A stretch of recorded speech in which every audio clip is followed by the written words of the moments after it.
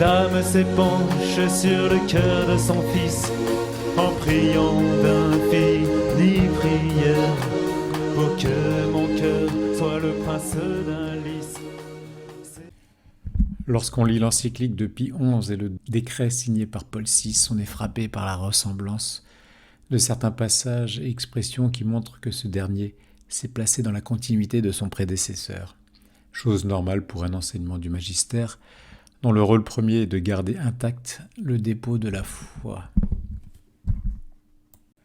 Pie XI utilise le terme de loi du célibat ecclésiastique et le décret décrit le célibat comme une discipline et une loi dans l'Église latine, là où Pie XI parle de la convenance suprême du célibat ecclésiastique et de la loi qu'il impose aux ministres de l'autel. Vatican II dit que le célibat a de multiples convenances avec le sacerdoce. Le motif de la pureté est beaucoup plus mis en avant par Pie XI. Celui qui remplit un office qui dépasse d'une certaine manière celui de purs esprits qui se tiennent devant le Seigneur. N'est-il pas juste qu'il soit obligé de vivre autant qu'il est possible comme un pur esprit ? Mais on retrouve cette idée dans la phrase du Concile évoquant la tâche du prêtre. Fiancer les chrétiens à l'époux unique comme une vierge pure à présenter au Christ. Pie XI voit dans le célibat, en plus des motifs spirituels et théologiques, une raison toute pratique, celui qui doit être tout entier aux affaires du Seigneur.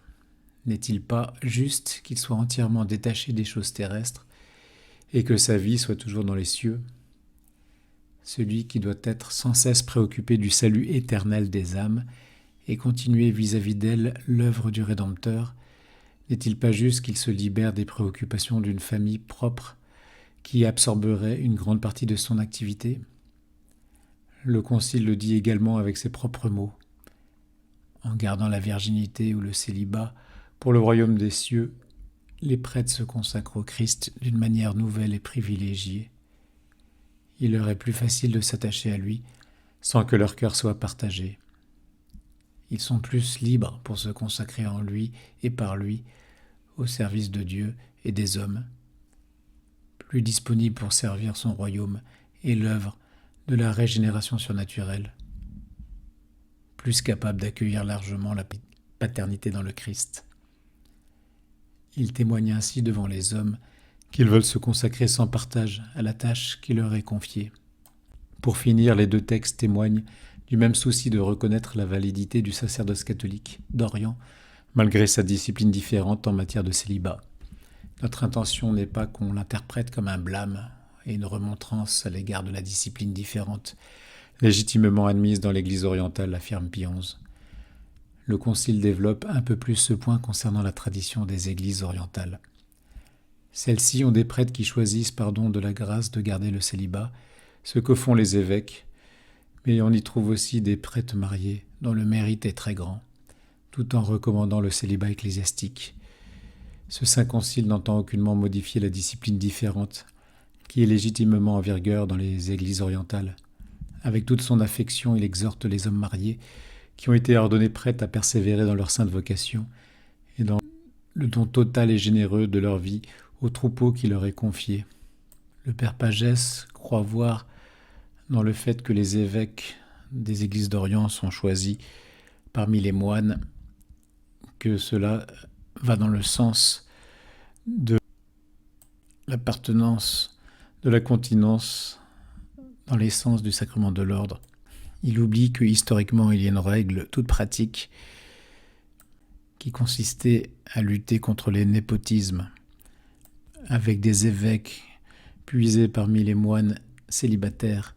Il n'y avait plus de problème d'héritage financier, de privilèges, de succession de père en fils, d'une charge épiscopale.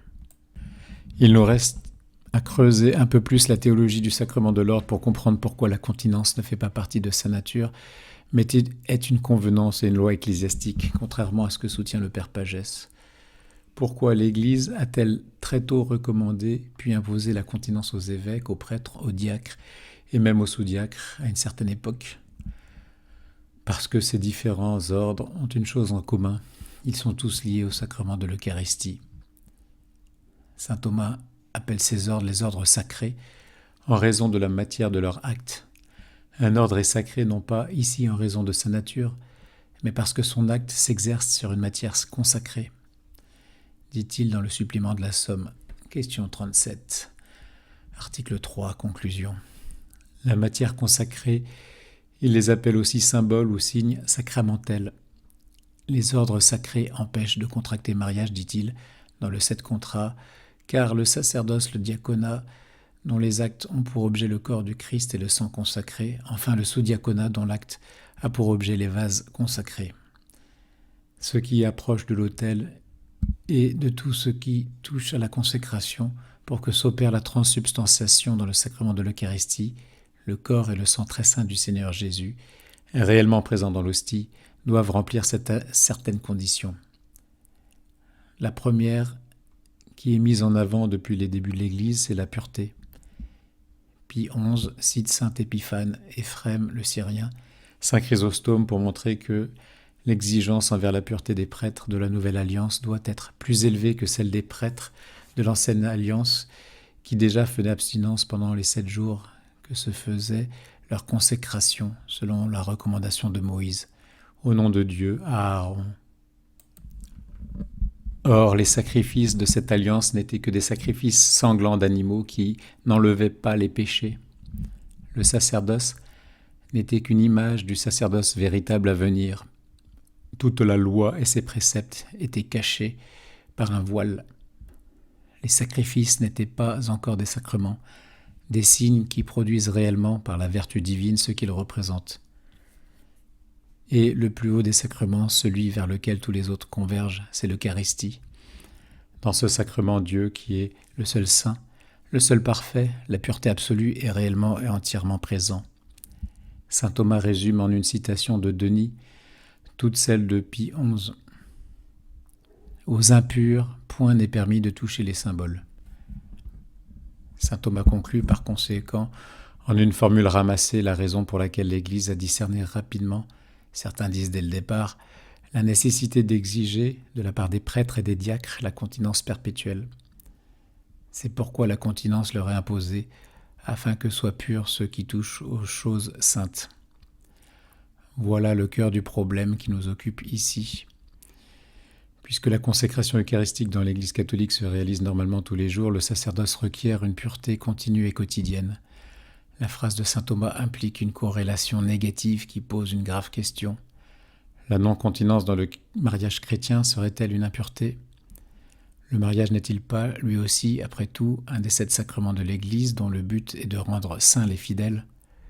Comment comprendre que ce qui fait partie du devoir des époux chrétiens, le devoir in corpus, du don réciproque des corps, qui permet la fin première du mariage, qui est d'avoir des enfants, et sans lequel il n'est pas valide, puisse être rangé parmi les choses impures qui écarteraient un prêtre ou un diacre marié du pouvoir de la consécration. Ce paradoxe à lui seul devrait faire douter ceux qui pensent que la continence appartient par nature au sacrement de l'ordre. Comment saint Thomas explique-t-il cela ? En toute logique, puisque le mariage est un sacrement et, en plus, une institution naturelle voulue à l'origine par Dieu, le mariage est bon en soi par nature. Certes, il a été blessé, comme tout le reste, par le péché originel, c'est pourquoi, d'ailleurs, il était nécessaire de le sanctifier en l'élevant au rang de sacrement. C'est ce qu'a fait le Christ en plusieurs endroits de l'Évangile selon les théologiens, en assistant aux noces de Cana, lieu du premier miracle, en rappelant l'origine du mariage en Matthieu 19. Pour d'autres, le sacrement fut institué après la résurrection et promulgué par saint Paul dans sa lettre aux Éphésiens, chapitre 5, versets 25 à 39. L'objection de la question 153, article 2 de la Somme théologique, deuxième partie de la deuxième. Mais logiquement en avant les conséquences du péché originel. Il ne peut pas y avoir d'acte sexuel sans péché. Mais ceci n'est que l'objection. L'avis de saint Thomas est que, si, selon saint Augustin, l'enfant naît soumis au péché originel, il ne s'ensuit pas que cet acte soit un péché, mais que dans cet acte se trouve une peine qui dérive du premier péché. Saint Thomas est clair, l'acte conjugal des époux chrétiens n'est un péché ni mortel ni véniel. Deuxième partie de la première. Question 34, article 1, solution. Et ailleurs, il nuance en disant que l'acte sexuel peut être sans aucun péché lorsqu'il a lieu avec la mesure et l'ordre requis selon ce qui est approprié à la finalité de la génération humaine. Deuxième partie de la deuxième. Question 152, article 3, solution 1. Comme pour tout acte, l'objet de l'acte, les circonstances et les intentions peuvent modifier sa valeur morale. En soi, l'acte sexuel des époux chrétiens est sans péché. Même quand quelqu'un s'unit à son épouse avec un désir déréglé, dit saint Thomas, si ce désordre est tel qu'il n'exclut pas la fin dernière, le désir du plaisir charnel est intense, mais il s'abstiendrait de s'unir en dehors des limites du mariage.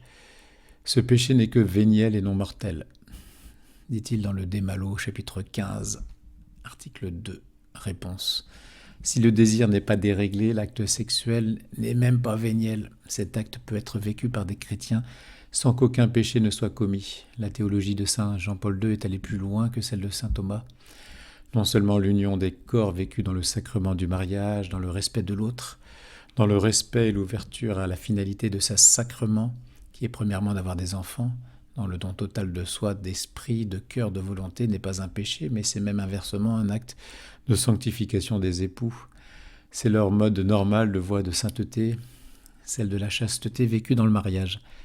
C'est aussi, pour saint Thomas d'Aquin, une voie de perfection parallèle à la perfection des consacrés, qui possède même quelques-uns des éléments de l'état religieux, dit-il. Cela dit, saint Thomas montre quelques limites dues au péché originel.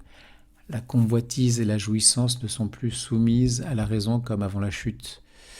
Elle est de plus empêchée d'émettre un acte libre et s'élever à la considération des choses spirituelles au moment où ce plaisir est éprouvé, ce qui cependant, précise l'auteur, ne signifie pas que cet acte soit contraire à la vertu. Cet empêchement n'est pas un péché, mais un moindre bien qui implique que l'activité sexuelle fait tomber l'âme non de la vertu, mais du plus haut, c'est-à-dire de la perfection de la vertu. Il y a pour saint Thomas un état parfait de la vertu, et cet état est celui de la virginité. Il suit saint Augustin pour lequel, avec une certitude rationnelle et sur l'autorité des Écritures, nous découvrons que le mariage n'est pas un péché, mais aussi qu'il n'égale en bonté ni la continence des vierges, ni même celle des veuves. Question 152, article 4. La chasteté conjugale qui s'abstient des voluptés illicites est digne de louange, mais elle ne peut égaler la virginité qui est pour notre théologien une vertu supérieure qui est l'exemption totale de la volupté charnelle, ce qui est la perfection en la matière d'abstention des voluptés.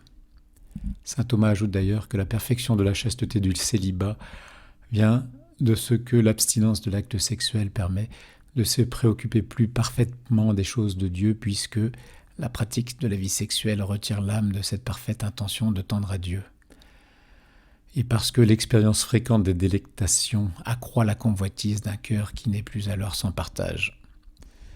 Ce qui est parfait en continence et en pureté convient mieux dans les actes qui nécessitent la plus grande pureté. Les actes ordonnés à l'Eucharistie doivent donc être produits par des hommes à la pureté irréprochable.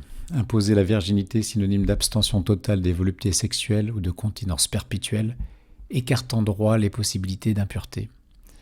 C'est le fameux principe de précaution très à la mode de nos jours, mais cela ne signifie pas que les prêtres et les diacres seront purs de fait. Et malheureusement, l'actualité nous en démontre bien la preuve. Saint Thomas sait bien qu'un certain nombre de prêtres ne vivront pas dans la pureté exigée par leur sublime fonction qui les apparente presque aux anges. Celui qui traite sans respect ce qui est saint, il pêche gravement, et sans conteste. Celui qui exerce un ministère sacré en état de péché mortel l'exerce indignement. Il est évident qu'il commet un péché grave. On peut donc consacrer les hosties en état de péché mortel sans faire de tort aux fidèles qui reçoivent validement le corps du Christ, mais pas sans que le ministre ne se fasse du tort à lui-même. Il consacre pour sa propre condamnation. À la question « La sainteté de vie est-elle requise chez ceux qui doivent recevoir les ordres ?» Saint Thomas répond que oui, pour satisfaire aux préceptes de l'ordre qui fait du prêtre un chef, qui se doit de ressembler au chef suprême qui est Dieu et de rayonner de sa même pureté. Si la sainteté de vie est requise pour satisfaire aux préceptes, par contre, la validité du sacrement n'en dépend pas. Si un pécheur est ordonné, il reçoit l'ordre, mais commet un nouveau péché. Nous pouvons en conclure que le péché mortel, qui est l'impureté la plus forte qui coupe de la grâce et du royaume de Dieu, n'est pas un cas d'invalidité pour recevoir le sacrement de l'ordre. Comment admettre dans ce cas-là que la continence fasse partie de son essence? Si c'était vrai, le péché grave serait une entrave à la réception valide du sacrement. L'ordre ne consiste donc pas dans le mérite de la sainteté. Le prêtre accède à l'ordre non parce qu'il a la grâce, mais parce qu'il reçoit un sacrement de la grâce. Le sacrement de l'ordre ne donne pas au prêtre la grâce sanctifiante, mais la grâce nécessaire pour bien remplir sa charge sacerdotale. Ce qui importe est de lui conférer des pouvoirs spirituels au service des autres. Et que fait ce sacrement de la grâce pour ce qui regarde l'ordre? Il donne un pouvoir. Voilà le cœur du problème. Selon le maître des sentences, l'ordre est un signe par lequel l'Église confère un pouvoir spirituel à celui qui est ordonné.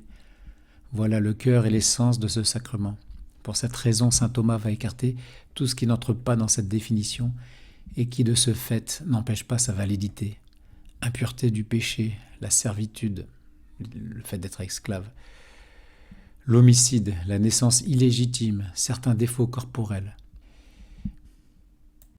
Prenons l'exemple de l'homicide. Saint Thomas dit que la loi interdit qu'un homicide soit promu aux ordres, bien que cela ne soit pas exigé par la nature du sacrement. Cette affirmation résume bien la situation. Tous ces cas avancés ne relèvent pas de la nature du sacrement et envisagés de ce point de vue ne sont pas des empêchements. Cependant, pour plusieurs motifs, l'Église a décidé d'en faire des cas d'empêchement pour honorer le sacrement. Cette décision à force de loi et qui reçoit le sacrement en opposition à cette loi reçoit le sacrement mais non pas son effet. Par contre, le cas de l'empêchement dû au sexe féminin est différent car lui rentre dans les conditions imposées non plus par quelque loi mais par la nature du sacrement. Une femme ne peut ni recevoir le sacrement ni son effet. Pourquoi cela? Parce que l'ordre, par essence, et comme le signifie le mot lui-même, établit une hiérarchie de supérieurs et d'inférieurs, de pasteurs et de brebis. Or, après avoir signalé que la femme a une égale dignité que l'homme en tant que personne humaine, et qu'une femme est parfois meilleure en son âme que beaucoup d'hommes, le sexe féminin ne peut signifier quelque supériorité de rang, car la femme est en état de suggestion. Elle ne peut donc recevoir le sacrement de l'ordre. Il y aurait plusieurs autres raisons à mettre en avant pour expliquer ce choix. La première est que le Christ n'a choisi que des hommes pour cette fonction. Celle de saint Thomas peut paraître sexiste de nos jours. Elle est à comprendre dans la théologie paulinienne et l'économie générale divine qui distingue les fonctions et les vocations. La hiérarchie angélique est un autre exemple de la diversité des espèces et des fonctions voulues par Dieu, pour que sa création soit belle de sa diversité et riche de ses différences. Si la nature de l'ordre est concernée par le genre masculin et féminin, il n'en va pas de même pour la continence. Saint Thomas la traite à part des autres cas d'empêchement, car elle a un lien très fort avec le sacrement. Il y a une telle convenance entre les deux que l'on pourrait croire qu'elle est intérieure au sacrement, au sens où elle en ferait partie, c'est ce que pense le Père Pagès. Or, comme nous l'avons dit, on ne relie que deux choses différentes. On établit une convenance entre deux choses distinctes, car la convenance est, selon le sens du mot, un rapport de conformité entre deux ou plusieurs choses, accord d'une chose avec une autre. Pour toutes ces raisons, nous ne pouvons admettre, comme avec le Père Pagès, que la continence, même en vue du royaume, fasse partie de la nature du sacrement de l'ordre. Car si elle est en vue du royaume, elle n'est pas encore du royaume. Et si les prêtres sont apparentés aux anges du royaume, ils restent ici-bas des hommes, des animaux doués de raison. Suivons le conseil de Pascal, ne faisons pas les anges trop vite au risque de faire les bêtes et de devenir de simples animaux privés de raison.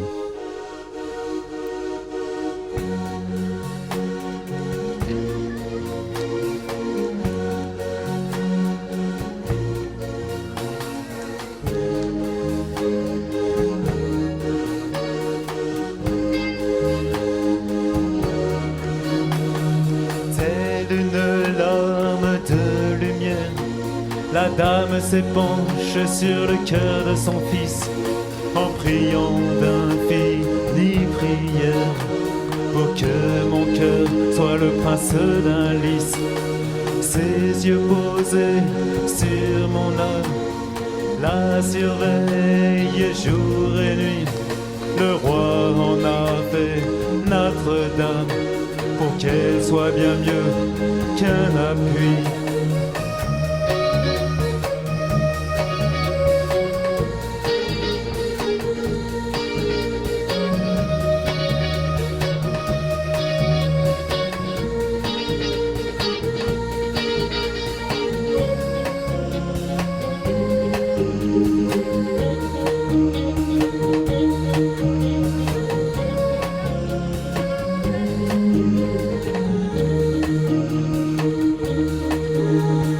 Sa beauté, quoique incomparable, est celle des 12 plus belles étoiles du ciel.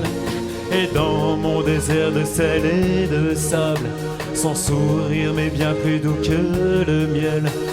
Aujourd'hui son combat est le nôtre, ses seules armes sont l'amour et la paix.